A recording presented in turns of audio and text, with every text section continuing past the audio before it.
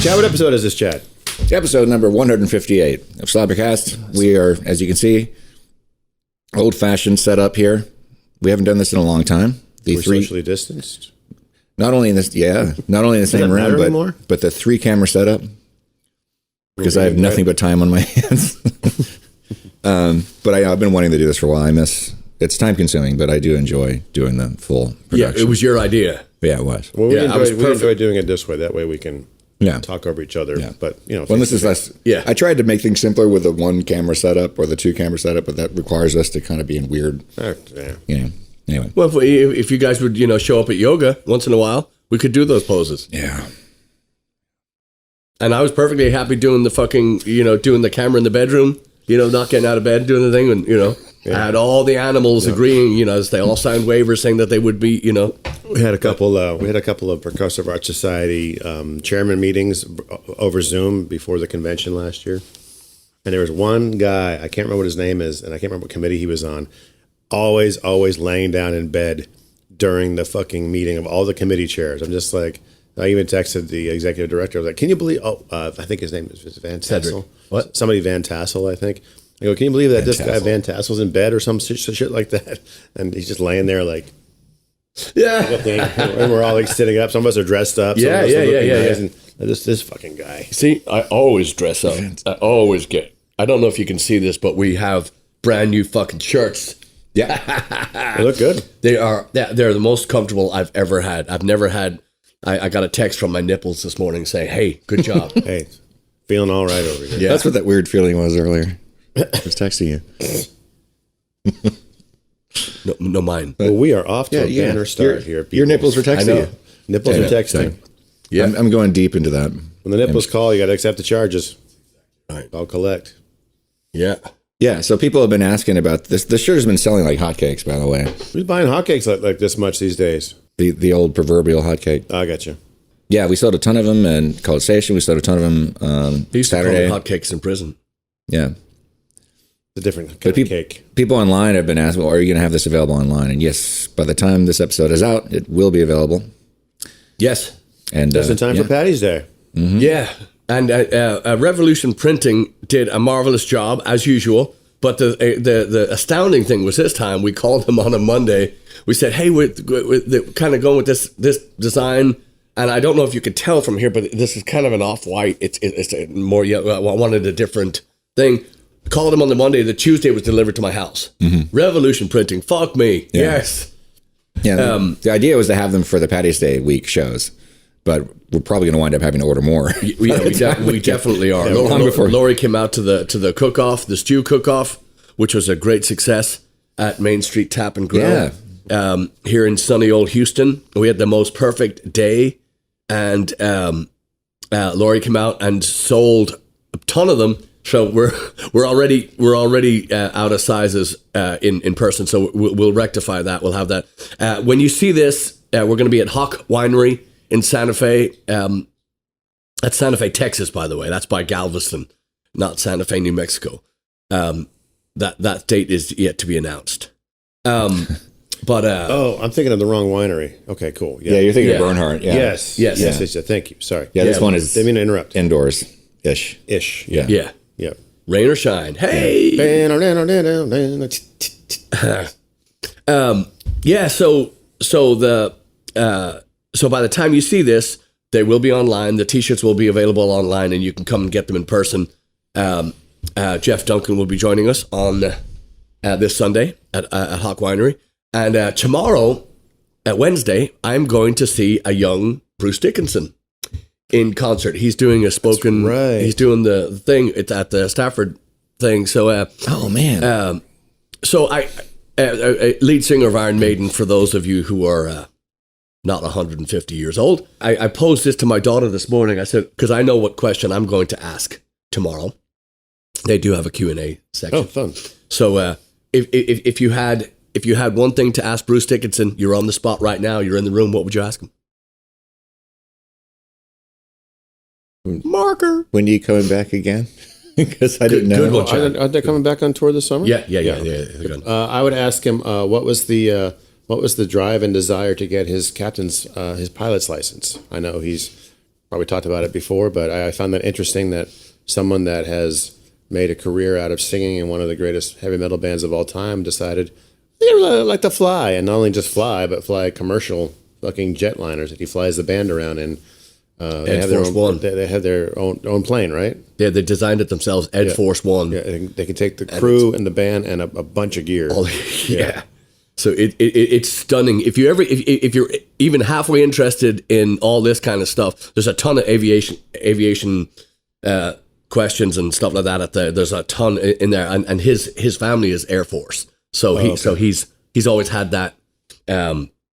He's always had that itch, not to ruin the question. I feel like I'm asking him right now. Yes. He's just so driven. Nico McBrain, the drummer, will say that Bruce Dickinson's his hero because the fencing. That's right. Yeah, he's a Olympian.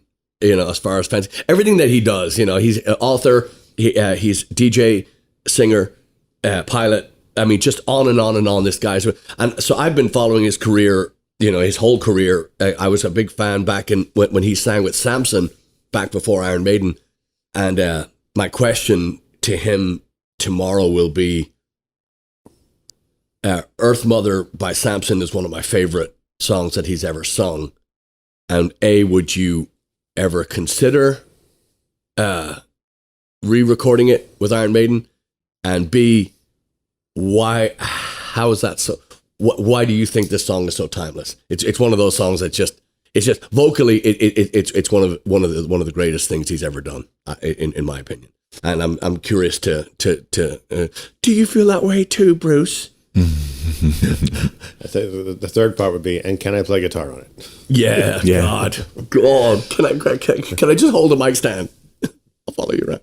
Yeah, he's definite. One of those guys. One of those personalities that just never blinks. He's just on and he's moving the whole time, and he's Yeah, I love that. That was a sort of my formal, real introduction to Iron Maiden. Although you'd played me stuff in the van before, is when we sat down to watch Flight 666, which is the documentary in which he's flying the plane during the tour, and it's just amazing to see. But it just seemed it was so easy to relate to the guys just anyway, but to see them in like this massive version of our own production where the lead singer is like, I'm driving, get out of my way, give me the chair, it's like, I got this. It says so much about how passionate all of them are, but particularly him. It's like he really loves everything about what they do. And I just think it's just incredible that he was able to do that and still perform well, on stage and sing well and do everything else. Because most artists in that position with the kind of money and staff that they have at their disposal, they don't have to work until they're on stage, generally, right? You have other people setting up your gear. Other people can do your sound check for you even, he's hands-on all the time. They Maiden figured out, we've talked about this before, but Maiden figured out that they don't need to come out and sound check. You come out and you sound check in an empty arena, and then once you put, a few thousand people in there, the whole sound check, everything that you've checked is different. So they just have their sound guys come out and do what they're, put the levels where they're supposed to be, and then they adjust as they go. But I mean, which is genius. We do the same thing in Blaggards where we come out and, I eyeball the levels on the soundboard, and then then one of us has to walk out in front and kind of then we adjust as I follow. But again, driving to and from the show, getting the gear out, loading it in, setting it up, because you're a sound engineer, you're a roadie, you're a thing, and then by the time you play a show, a lot of the time you're like we just got back from that Midwest tour, and that was grueling. That was absolutely grueling. I mean, it was a lot of miles, but even places where we didn't, even places that provided sound, you're still, you still got to load in a ton of gear, and but then you got to put on a show like you've just been resting for a week. Sure. You can't Yeah. You know, you can't mail it in. And if the performance is getting crappy, we're the first to notice, you know, so. Well, that's the one thing I think people don't oh, you're on the road. That's so exciting. Yes, but you know, really the thing that I think, I look forward to is the actual show. Traveling is, you have to travel to get from point A to point B, but the show is the 2, 3, whatever hours of like, this is fun. This is what this is why we do this, you know, and it makes the travel worthwhile to do that. Absolutely. Yeah. Yeah. If we could just appear in those places, just blink and then just appear, transport, I would just, I shudder to think how much better we would play and feel, and you know, it's because it's you know, I texted you when we got back from the tour, and I said, hey, great job, because I mean it. It's stunning to me how you can abuse yourself like that, some more than others. Marker. But no, but seriously, to push yourself like that, to ask so much from your physical body and, you know, and your mind and stuff like that, to come in and, you know, and again, we don't slow it down, and we don't take nights off. We just, you have to give everything all the time. And, you know, I notice more than anybody, you know, how much is given to the show, and how much is given to the,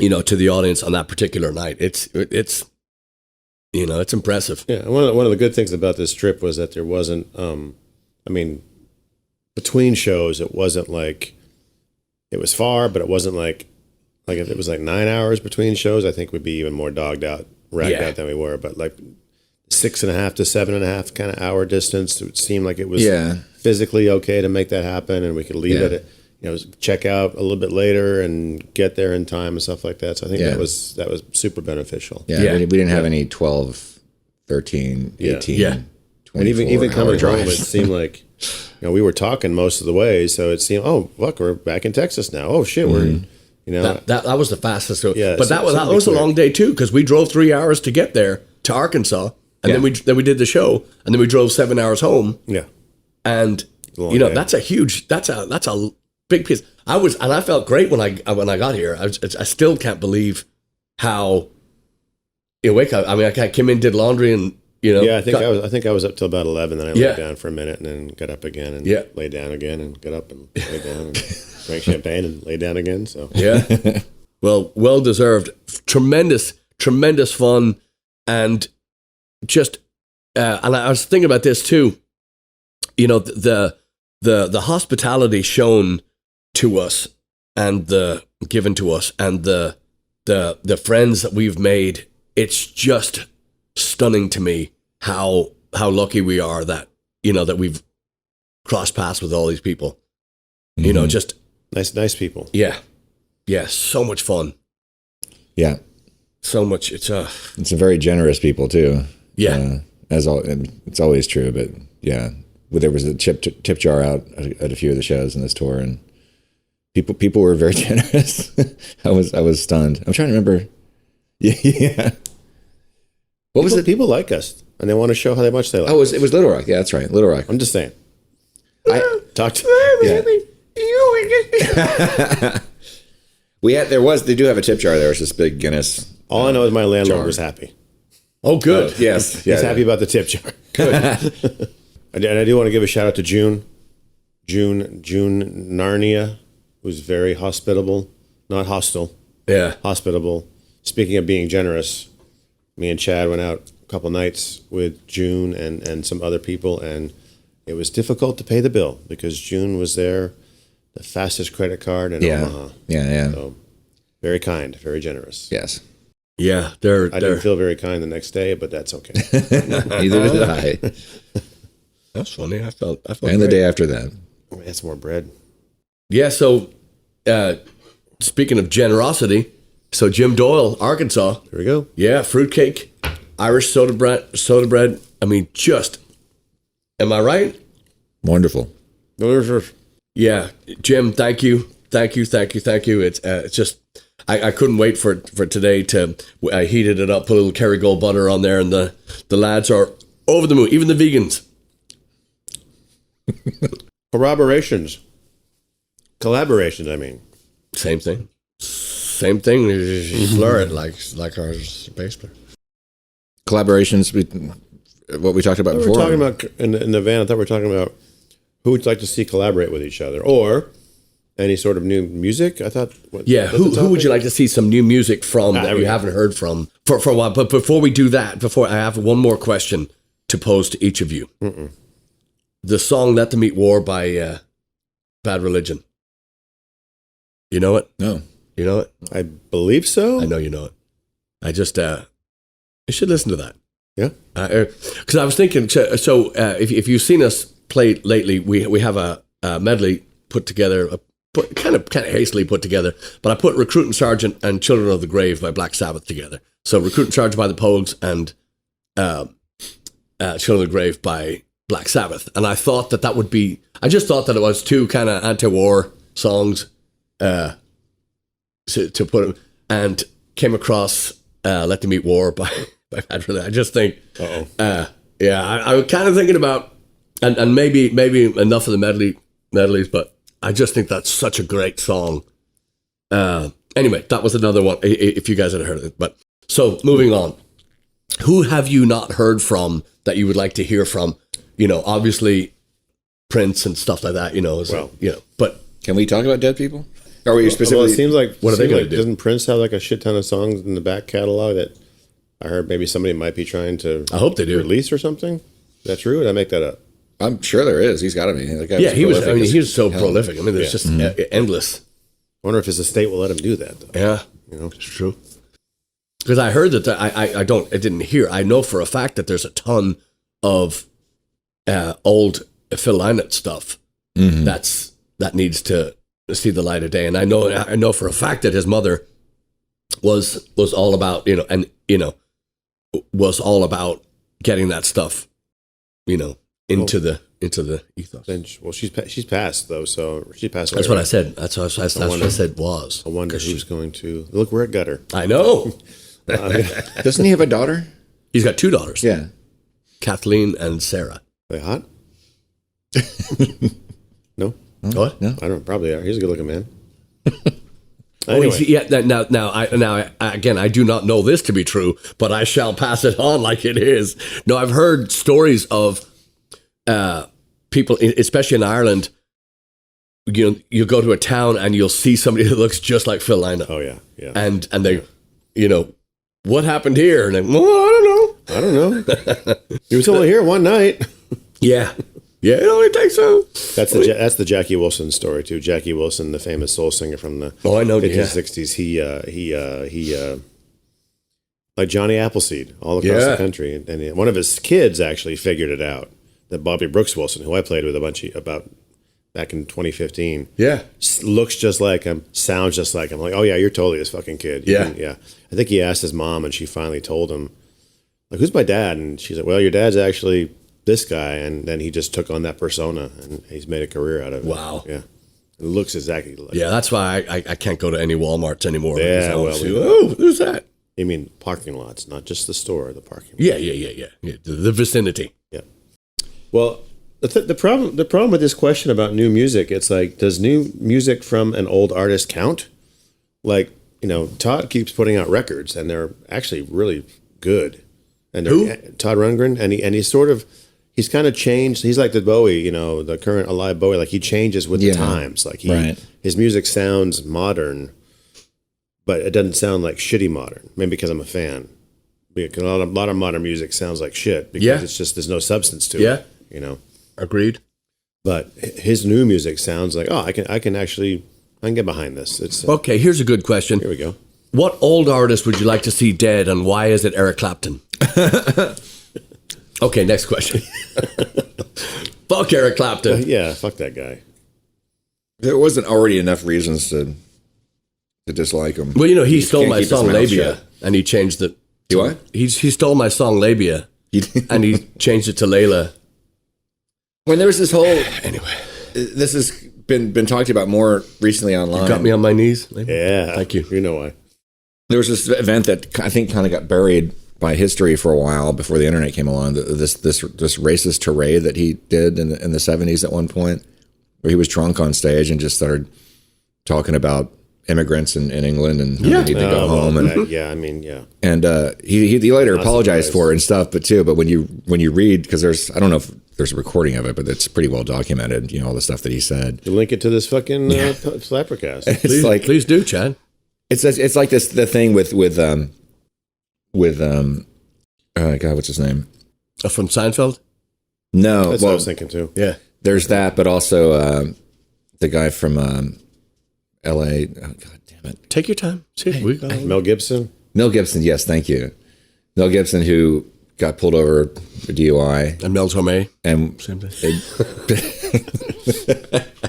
And ranted about the Jews or something. And then later said, well, I was drunk. It's like, no, that's alcohol. That's not what alcohol does. Alcohol is a great truth serum. When you boil it down, it doesn't make you racist. I mean, well, in Mel's defense, said no one ever.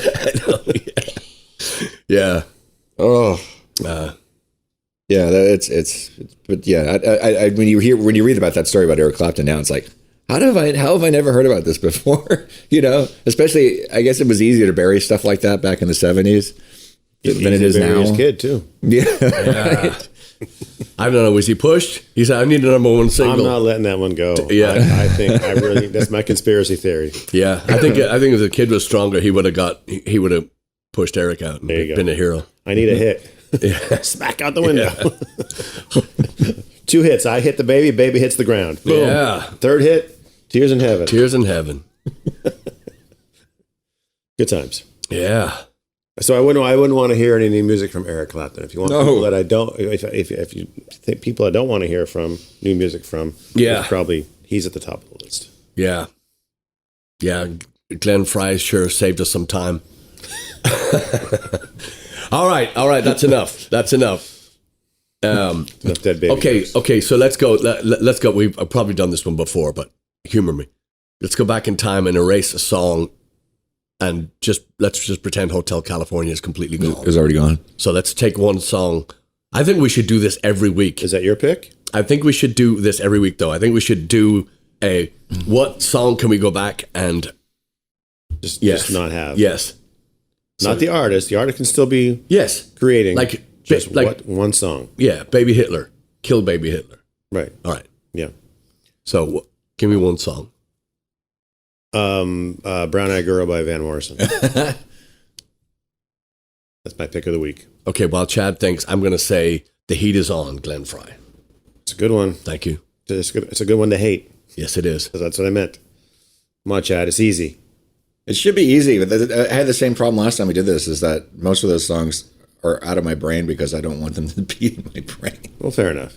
But if you turn on like the Eagle right now, 107.5, Houston's Eagle, you're going to hear one of those shitty ass classic rock songs that you don't like. It doesn't have to be classic rock; it'd be country, or western. Yes, both kinds of music. God, well, there's tons of that so-called country crap. That's well, then just name one. Make one. Is that one about chewing tobacco spit? Whatever that one's called. Them boys on here. Fucking hate that song. I don't even know what you're talking about. What is? It's one of those country songs that you hear playing like in Buc-ee's and all that stuff. And in the bars we play. About what? About them boys around here drinking in whiskey and beer, talking about girls, talking about trucks. See, this is why I hate it, because he knows the whole fucking song. Because the words are I was going to say. I don't want them to be there, but I can't remember Mel Gibson's name. Would you like to borrow my hat? Would that help you think about it? Yeah. No. It's fine.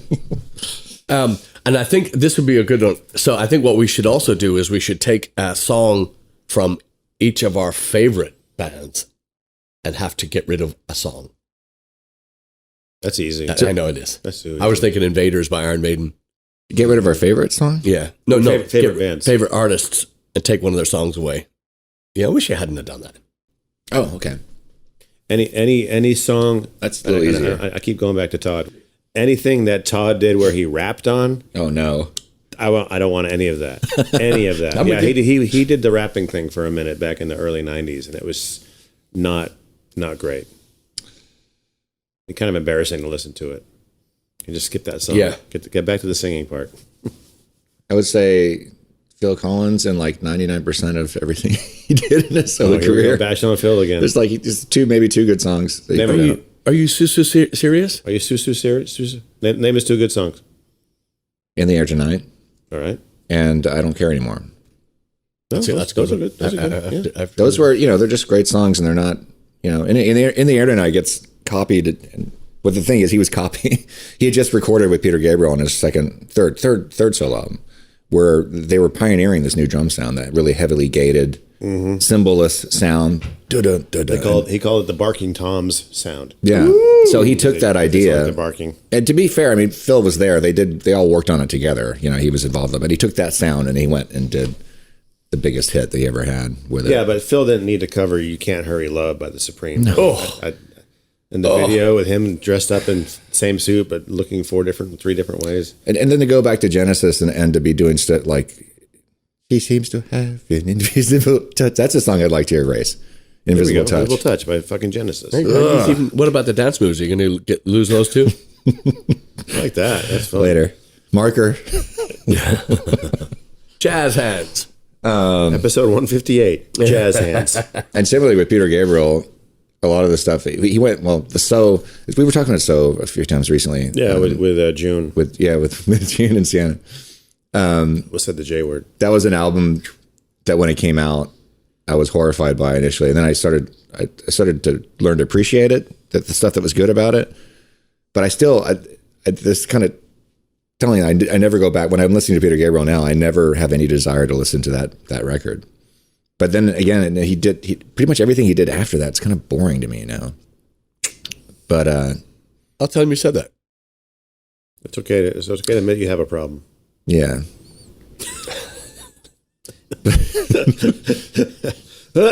Anyway. Good times. Yeah. I guess I wouldn't say there was anything that he's done that I wouldn't want to erase, though. I definitely wanted to erase. I wanted to erase Sledgehammer when I first heard it. You probably should still do that. A fucking song. Ugh. Yeah. Every time I hear it, I'm just like, no.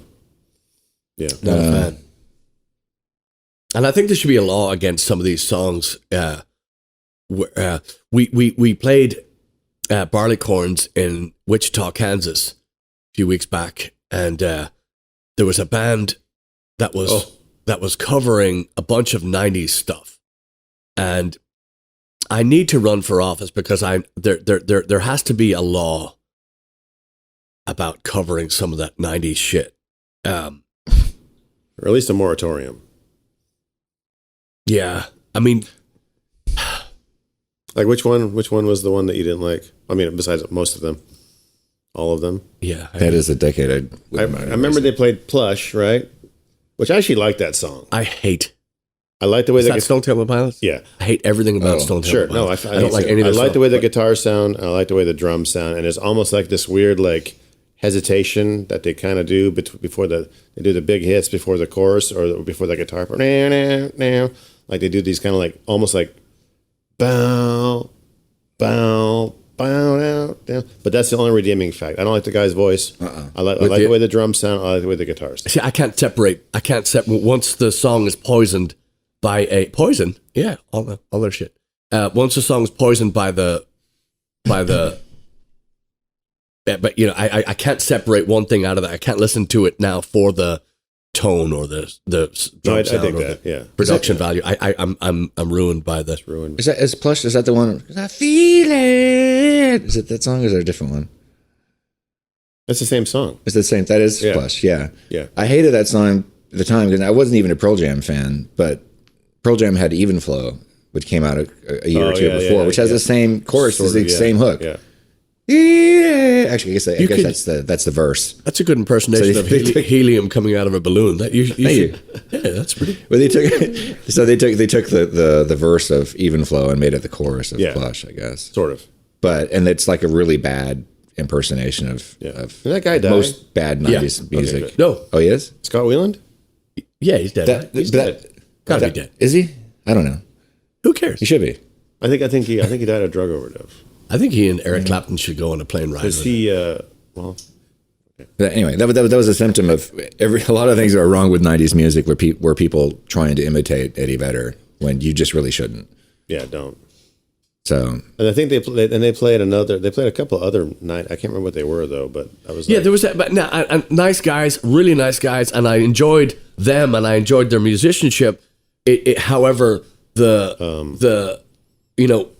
it took way too long in between a band. If you're in a fucking band, do not spend every moment after every song talking about the next song or your day up until that moment. If it's the same fucking story, it's a rock and roll show. You got to play some rock and roll. Like, and again, I go back to last Saturday at the Main Street Tap and Grill for the cook-off.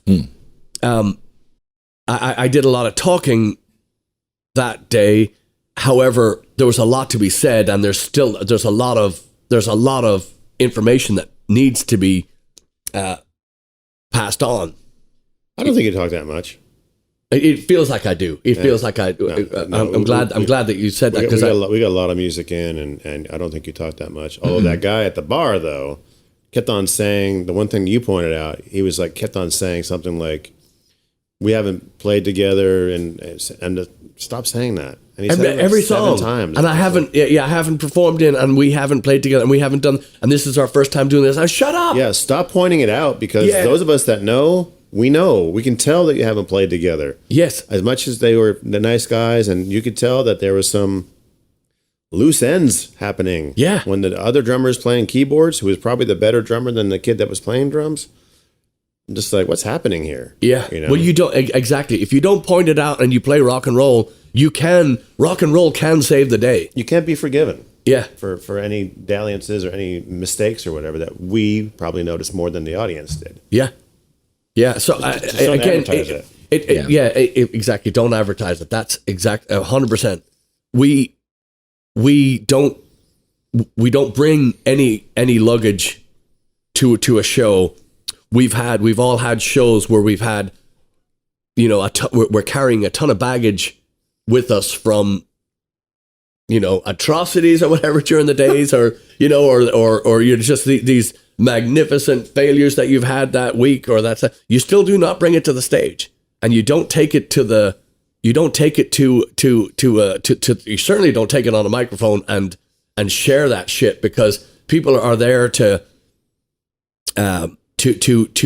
lose themselves. Hopefully your music moves them, and hopefully you bring them to a place that they wouldn't be able to find without your performance.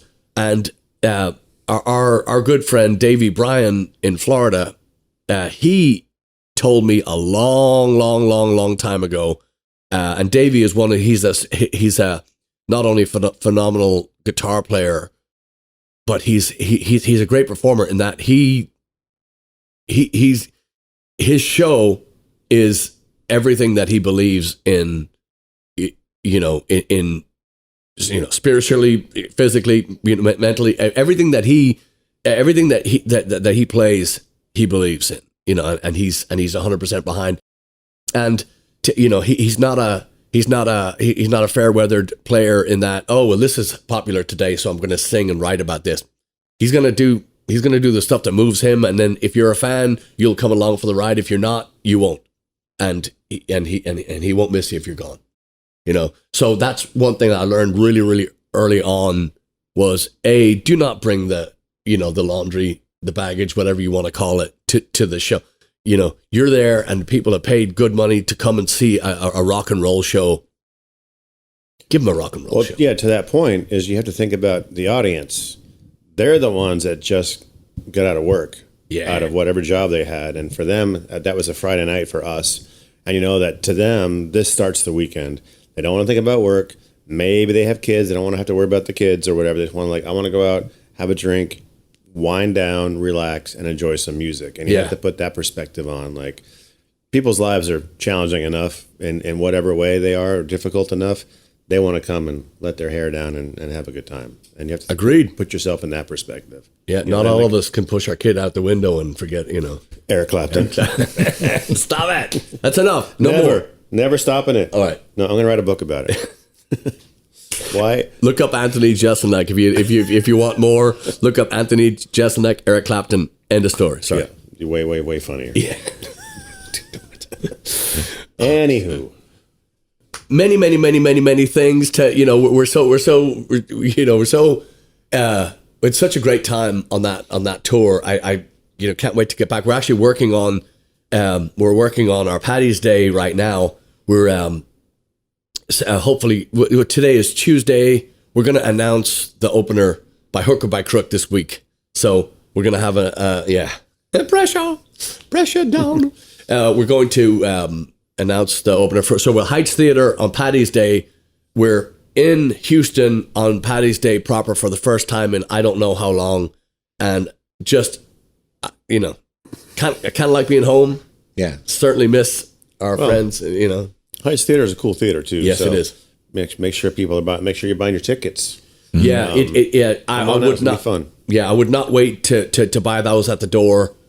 I know that the VIP tickets sold out the same day that they went on sale, but the Paddy's Day show, I spoke to Heidi Riggs last night actually, and she is ecstatic about coming back to Houston and playing with us again, and we're really looking forward to having her.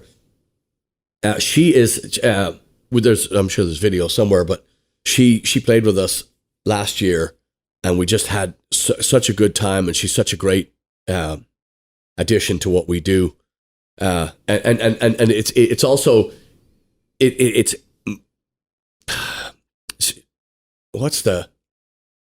it's such a compliment, I think, to this band that somebody of that caliber calls and wants to, hey, can we talk? I need to know what we're doing here, and what we're send her some stuff, and she's on it. And back and it kind of is. It's wild to have that. That. Right, got it. Yeah. Shows enough that she cares about not only what she's going to play, but how we're going to incorporate her back into the band and stuff like that. Yeah. So that's a sign of a professional right there. Yeah, she is a pro for sure. Mm-hmm. Author, teacher, mother, rocker. Yeah. Paddy's Day and Paddy's Eve too. Poor David's in Dallas. Buy those tickets in advance, 16th. Please. Yeah, day before. Yeah, if you're in the Dallas area, we talked about this before too. We're asking people to sign up on the mailer so you don't miss a show, or you find out what we're doing and blah blah blah where we're at if you care. But we talked about so if you use social media, and God help you if you do, you'll see our shows after the fact. So you sign up on the mailing list and you're informed, and you won't miss anything.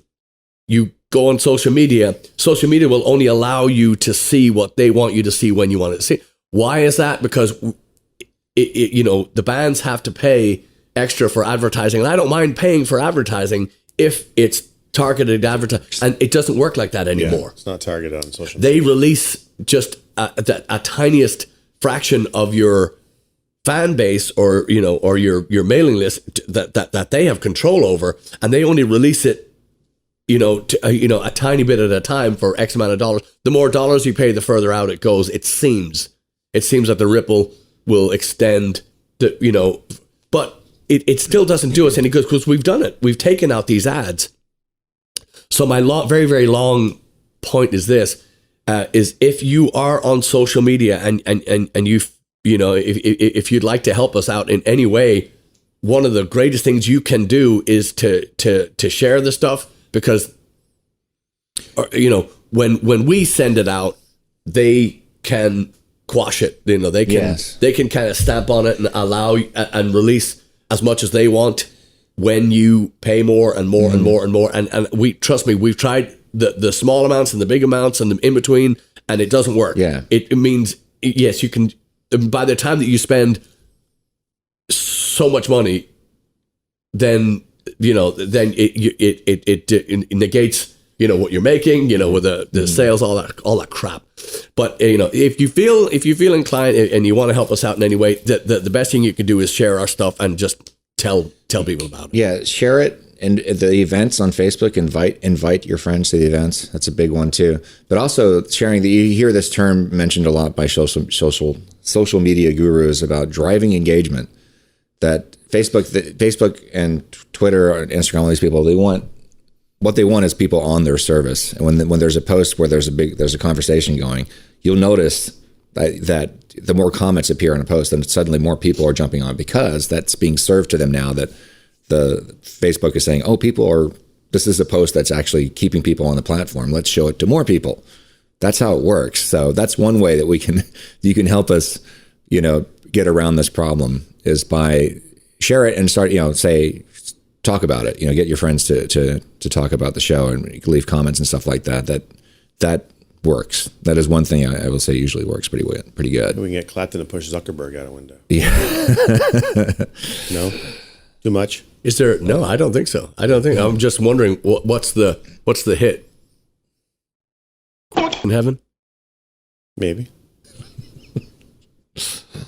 We're all going to hell. Let's go now. Here's a marker. Yeah. A little lull.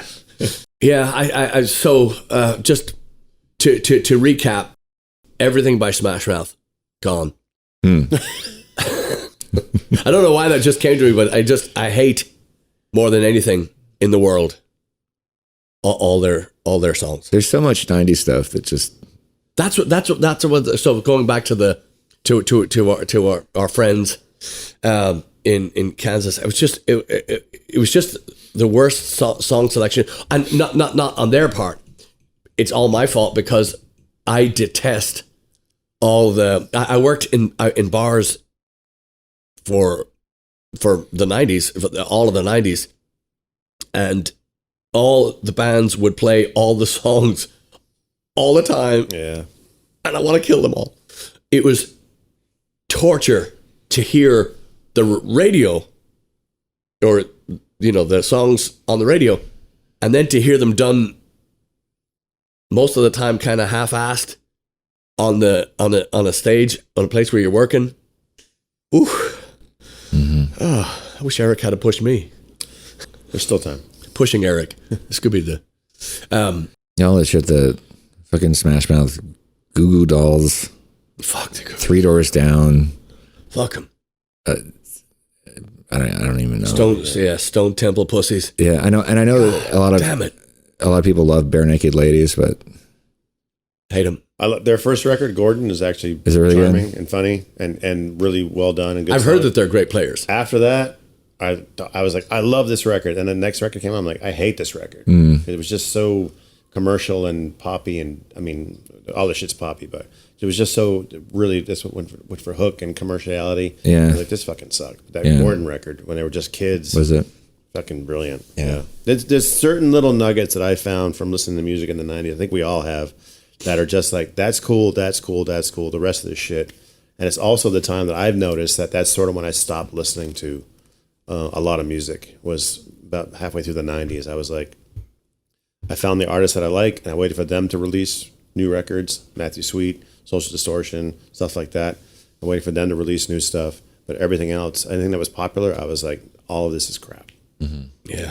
Yeah, and we are, as you've probably figured out by now, we are extremely opinionated when it comes to this stuff, and the reason is we can't just listen to music anymore. We can't listen to a Ghost. We talked about Ghost. I had just got on this big Ghost kick because I liked a couple of their songs, but never paid much attention to it. So I did a little delve, a big delve into the the catalog, and thrilled with the chord progressions, the vocal, the harmonies, the arrangements, and the tones, and again, this is why we cannot be held responsible for all these terrible things that we're saying about these artists. We've said it before. Everything you have to respect and give these guys, their credit. We know we just talked about how difficult it is to go from town to town and to put on a show and to get noticed like that. However, our biggest problem is we're listening to stuff that's not necessarily available to the general listener. You know, we're just seeing in that you talked about that hook in that Pearl Jam and Stone Temple Pilots. You know, both. We notice that stuff right off the top of the, you know, right off. And I'm writing I'm writing songs. Even just as late as yesterday, and I'm here. Oh, this is great! I mean, where have I heard this before? And I can't pull myself away from it. Right. Or I should say, I can't get far enough away from it to see it because I'm in it, and I don't want to lose that thing. I don't want to lose that progression. And then when I play it for you, you go, "Oh, that sounds like it's just." You know, like our Christmas song and our Sweet 16 song. So Every Day is Christmas and Sweet 16. One's da da da da da. You know, the other was da da da da da. You know, I didn't know that because I wrote the da da da in the studio. Yeah. I mean, we were playing the song. Like, oh, I like this. Let's put this. Yeah. So that was a spur of the moment thing. However, it's just the reverse of, you know, those other songs, and I can't get far enough away from it to know if it's good or not. Well, I mean, it also shows that you have a certain kind of writing style. Yeah. Which is unique to yourself. Yeah. So I don't think that's necessarily a bad thing. Yeah. You notice that certain bands that have any sort of extended catalog, their songs can start to sound like an older song, which is totally fine because it's just their writing style, the way they write stuff. Yeah. But speaking of Ghost, I mean, okay, so that's one of the newer bands of the last decade or so that I actually really enjoy. It's very hard for me to like new stuff, even if it's heavy metal or hard rock or whatever, pop music or anything, Americana. But Ghost is one of the few bands that I really, really enjoy. Most of them, not all of their stuff. And it's so the arrangements are so beautiful. I mean, they're so. That's the key to it, I think. Is like they it's not just a rock song where it's a verse, chorus. The arrangements are interesting. The way they structure this, well, that's what arrangements are. But if there's a bridge or like I said, the melodies or the harmonies, they're all smart. It's all really smart stuff. And I think we talked about in the van, like they draw from obviously hard rock and heavy metal, but they also draw from like club music and dance music. And so they have this weird, like some of their stuff is like really like, you know, like it's like almost like a dance track. Yeah, like Rammstein. Yeah, I mean, they use exactly. Yeah, they use so much pop. Yeah, in this deathly heavy, I mean, monster arrangements, and I'm moved by the agility of the songs to, you know, because I love to, as you know, if you've seen this before, you know, there's a medley or two in there, and I love to put songs that do not belong together, also songs that belong together, and I really think, which we talked about earlier. I think that Recruiting Sergeant and Children of the Grave are just a match thematically, but I also think that there's a great weight, a great power in those two songs together. And I don't think a lot of people get it. I do not think. I think you're right. They understand what they're playing Recruiting Sergeant, yay! And they're used to hearing you guys play Recruiting Sergeant with the other thing, the fiddle thing at the end of it, like y'all used to do, right? Yeah. And now they're doing Children of the Grave, like, oh, here's the song that I may. And Children of the Grave, I think it's a very popular song among Black Sabbath fans. But if you're just a casual fan, it's not one that you would normally pick out because it's off of Master Reality or Volume 4, whichever one it is. And yes, they played it in concert a lot, but it's also one that's not Paranoid. It's not Black Sabbath. It's not War Pigs. It's not Iron Man. It's definitely a lower one in the canon. But then putting like the idea of like what those two songs are talking about is it's a little too esoteric for people. We know what's happening. Like, oh yeah, of course, it's like the two anti-war songs. Yeah, but yeah. I just those kind of things. The putting those songs together is, you know, it's easy to put them together. Hard thing is executing it, you know, believing it. And I just think that the way that we play it together, of course, biased, but I really like the way the energy that we bring to it. It's so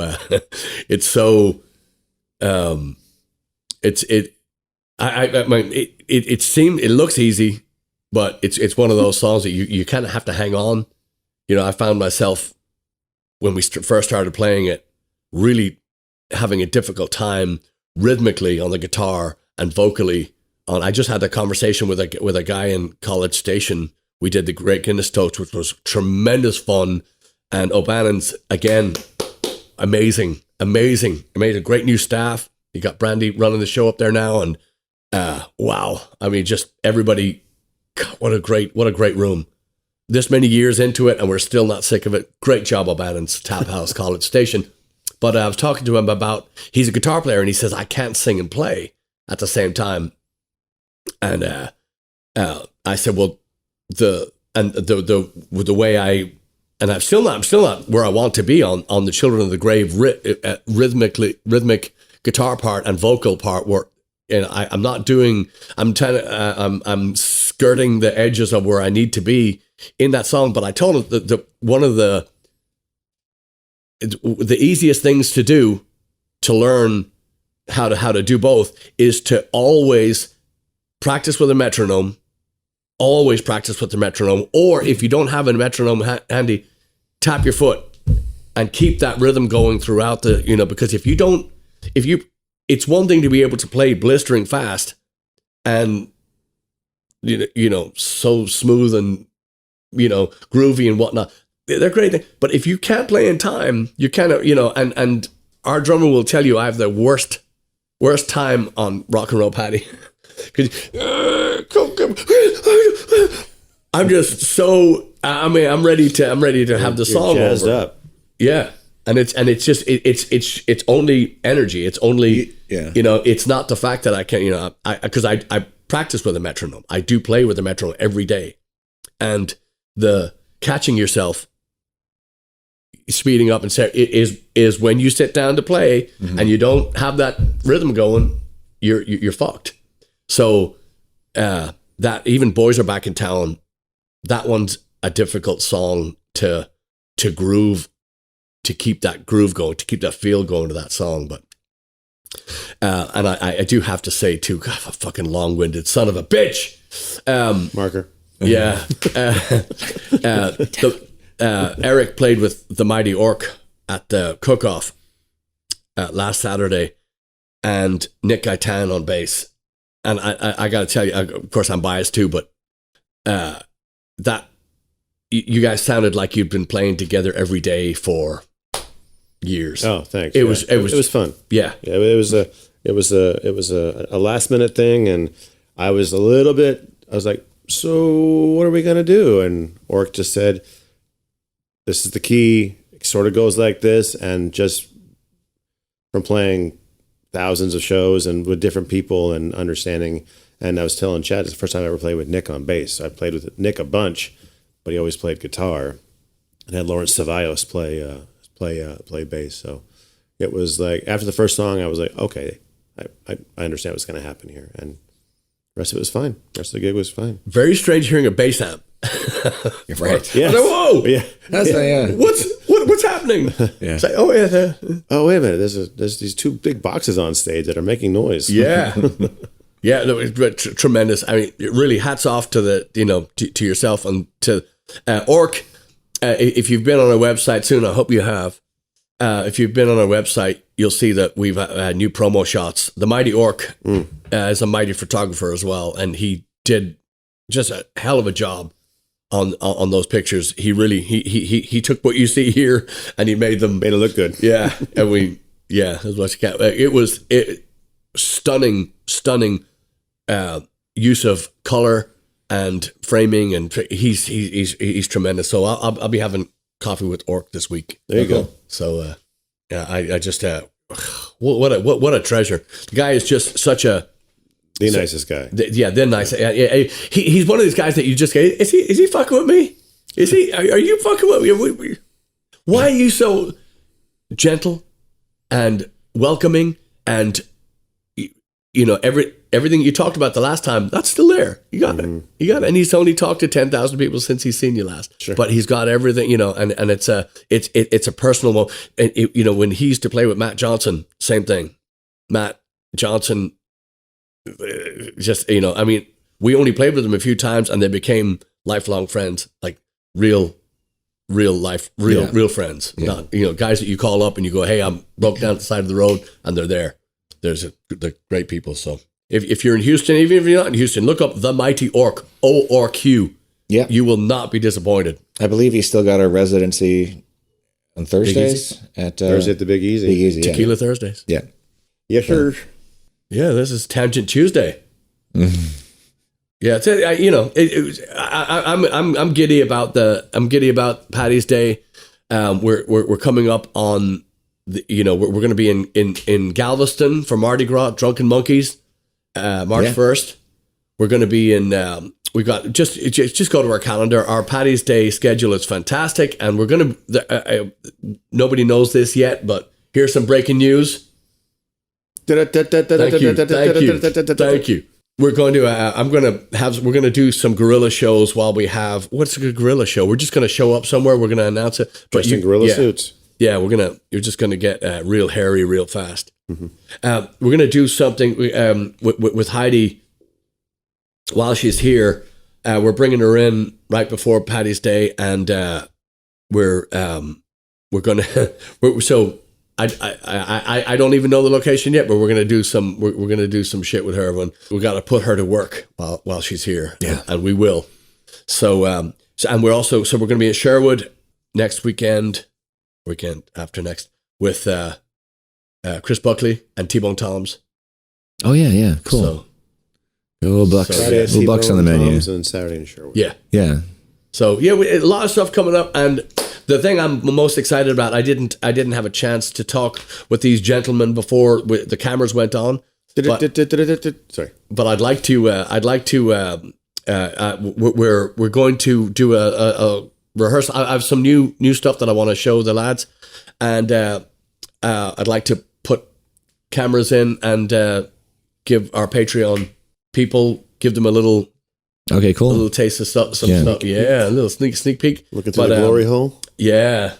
The Blaggards glory hole. We should cover that by Steel Panther. There you go. But also a big thank you to all our Patreon subscribers. We're working with PickleJar now, and if you're wondering what PickleJar is, it's an app, and it's going to be more than an app. This is a whole nother section and a whole nother SlapperCast, but PickleJar it's a brand new and it's another kind of social media site thing that's we're going to be working with, and we're going to be a featured artist on in the very, very near future. So PickleJar, download the app and check it out.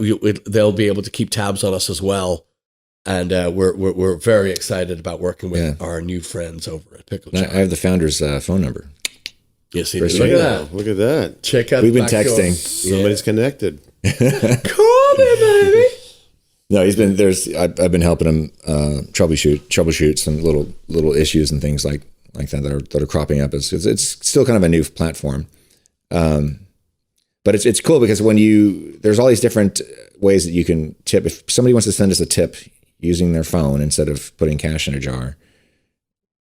Traditionally, we've had to say, well, go to Venmo. Well, how does that work? Well, yes, it's at Blaggards, and do I have to add you as a friend? And it's kind of confusing. PayPal, too. PayPal works pretty well, but they also will take a pretty hefty percentage, depending on how you send it, how it's sent to us. PickleJar does not do that. Not only that, but any tip that you send us will automatically get split between the three of us, or the four. I mean, maybe we'll get, for the shows that we're playing with Heidi, maybe we'll get Heidi on there, too. And so you can split up the percentages. The bands can split up the percentages per show too. Like there's different musicians and different bands. Tips can be sent to either one performance or a band or whatever, and then get automatically sent out to everybody else. So it automatically will show up in our bank account, and there's nothing in between. Yeah, and without getting too far in the weeds, it's just if you're a musician or an artist, I think that Leslie DeHaven needs to be on this as well. I just think that. I don't think so. I know for a fact that this is going to be a club musician patron, like punter. Right. This is going to be a vehicle for everybody. I think if you're in a band, you need to be on it, and every member of your band needs to be on it, and all our friends and whatnot need to be on it. It's just they are there's a ton of stuff that we can't mention yet, hasn't been unveiled yet, but there's a ton of stuff, and some of it will have to do with TV. Just fair warning. But yeah, go on PickleJar, download it, just put it with your other 8,000 apps. You'll thank us later. But put it on your front page. Yes, and make sure you tip us. Yes. And quickly too, mentioning Patreon. A few weeks ago, we put out a little documentary of our recording session at Edgewater Studios, recording Black and Tans, which is our new single, which is going to be coming out the week of Paddy's Day, beginning of that week, and we will be putting it out. That's when it'll debut on streaming services. But before that, at some point you'll be able to buy it off our website. But even before that, Patreon's going to get it. So, yeah, that's coming soon for y'all, as well as the rehearsal stuff that we're just talking about. Yeah. I want to be, kind of fly on the wall thing. I want to get a rehearsal in, but also kind of blind. Have you guys come flying blind? I'll play something. You guys kind of join in, and just let them see the process, the stuff. Because the one thing about being on the road is when you're playing original music, you kind of pick up where people, where their attention, their antennae, where they become more engaged, or when they, so that pushes me then to go, I need to write a song more in this, and the subject matter and the stuff like that from the road. It becomes this massive stew inside. Your head's just pounding with all these ideas, and I want to attack that and grab it while it's still fresh and new and all that stuff. And then a side note, thank you to our friends in Illinois for the great gifts. They went to good homes and high homes, if you will. Yeah. High home silver. High home silver. Yeah. Ooh, title. High home silver. But yeah, so grass is always greener in Lawrence, Kansas. Yeah. I mean Bloomington. Normal Illinois. Normal. Yeah. That's a normal high. Yeah. But yeah, everybody's so generous, and we can't go a day without saying thank you, Jay Holan. Why? Fucking Van. I don't know. Fucking Van. Yeah. Maybe that's the title. Yeah. Fucking Van. Jay Holan, just the greatest. Yeah. Anyway, without going too much longer, I think we got 3 episodes here today. Yeah, just yeah. It's been a while. It has been a while, but yeah, Jay, something's going to happen. Jay, you just watch your back. Watch your back. And then of course Sienna and June. That's close. Yeah, just we know the best people in the world, and we're thrilled to have you in our lives. I talked to my sister Maura yesterday in Ireland, and she's been listening to SlapperCast and was telling me how. Cool. I was just thrilled to hear that, because she's busier than all 3 of us put together, and she has time for this. So I've just cool. Thanks. And that's another thing too. I know a lot of people who listen to this show, because you've told me, some of you don't even know that there's a video component to this, or a video version of the show. We've been doing a video version of it since episode 61 or 62, I think, like that. It was early in 2020. Sorry, when? Early 2020, like March 2020. Okay. Yeah. But what number? Like 61 or 62 or something like that. Yeah. Because you came came 69. in. Yeah, because you came in episode 50, but we were still audio only at that point. Oh, okay. I thought we were always okay. No, video. I know it seems like we were doing video the whole time, but we have a YouTube channel. That's where the video primarily lives. It's occasionally you can find episodes elsewhere, but that's really where all the episodes are. We need to get our subscriber count up on that channel, because we've moved it a few months ago. I moved it to another channel just so it's not going to clutter up the main Blaggards YouTube channel with stuff that has no music. So what's the new channel called? SlapperCast. Don't tell me, tell them. I'm telling them right now. Hence the question. But yeah, please go and subscribe to that. That'll help us out. The sooner we get our numbers up there, the sooner we can take advantage of some of YouTube's more advanced features. Other thing too, again, reminder: the shirt that Patrick is wearing is for sale on the website. The work shirt that's hanging behind him, also for sale on the website. So pick them up while you can. And for sale at shows, as long as we have them. Yeah. Oh, and that's for Paddy's Day too. That's a really great shirt for Paddy's Day, that green one. There's some other stuff on the store as well that you might like. So there's. Be shopping, people. Yes. It never ends. And just one T-shirt is equal to 100,000 plays on Spotify. It's just the discrepancy in the Pandora plays and Spotify plays and whatnot is just is breathtaking. So you're just you're doing us such a favor by buying merch or sending people to get our stuff. But I cannot thank everybody enough for the generosity and the hospitality and the patronage. I mean, we've been so lucky to cross paths with most of you. And yeah, it's just been so it's a joy to do this, and I can't wait. I'm ready to record a new record. I'm ready. To be continued. Yeah. All right, folks. We will see you. It's been there's the first chord, y'all. Anyway, thank you for listening. Thank you. Don't go changing. Feet.